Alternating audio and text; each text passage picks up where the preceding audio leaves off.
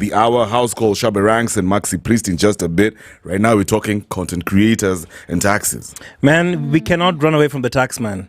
So I think you guys remember, like some weeks ago, the president said, you guys, our government has done everything, so you content creators can now, be able to get money from TikTok. I've spoken to the TikTok head, we've spoken to the Facebook head. You guys can now at least get a percentage. Same when you talked to that guy for the Grammys. The Grammy guy. See, he told us. He told us. Yeah, so just following his talks, President William Ruto has urged Kenyan content creators to pay taxes, citing his government's role in enabling monetization on platforms like YouTube, Meta, and TikTok. Social media usage in Kenya has since seen explosive growth. So apparently, this is what's going to happen. There's going to be a 15% tax on your earnings from whichever platform that you're making. 15%? 15%. That's a lot of money.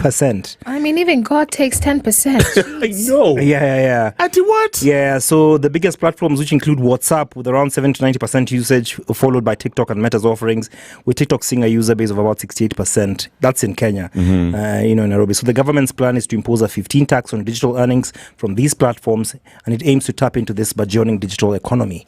So there is no escape from the tax man. But now my question is, how do they know you're actually earning money? Because I could have a platform with 200k people, but I'm not actually earning money from it. It's just there. So are you just gonna come and tell me, pay taxes? I think that's a good question. Yeah, they're probably gonna read it. So it's gonna be like this. So, since we talked to the TikTok guys, so we'll just ask those guys, when they're making payments to you, they make it through M-Pesa. M-Pesa already is gonna be in the lineup of cutting your funds. So it's gonna be like a TikTok tax. Don't even get me started with that M-Pesa word. WhatsApp tax. This is when during Christmas people go to Switzerland or the Cayman Islands, the Caribbean. So as you're dancing, just know there are a few moves that are there for the government. You do 6 videos, they do 2. This one's now, at least you just know, this one's going to the gava.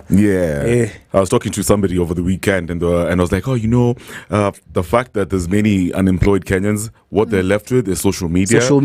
Making the money through, let's say, for example, TikTok, YouTube, whatever. Now these guys are getting into that space. I mean, guys, that's not right.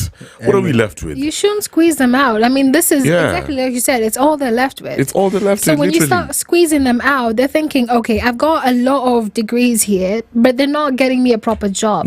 So what I'm going to do is I'm going to speak to people online about some of the things that I learned and maybe help them out with that. And in return, I'm able to get some money to actually finance my life. Sometimes it's not even a lot of money that they earn. You may find that it's actually not even much. Probably like 5,000, 6,000 on the lower side. So now you want to tax 15% of that? That's unethical. And that's unethical. I don't even know, man. This government has shown us things, and it's just 2 years. I get he has to tax, but you should just have a waiver of all businesses that are new within the first year that they've opened up to the third year. Just leave them tax free so that they can actually build the economy. And grow. After 3 years, you can start taxing people because they've already found their footing.